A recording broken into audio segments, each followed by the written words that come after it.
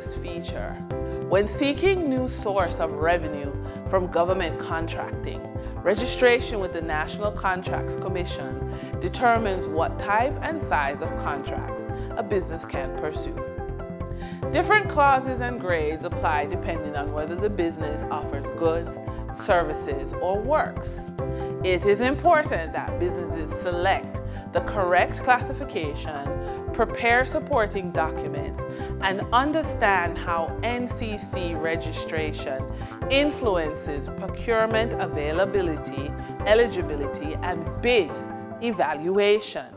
As an example, our client, unsure which class applied to solar installation, Trevon selected one incorrectly when working alone.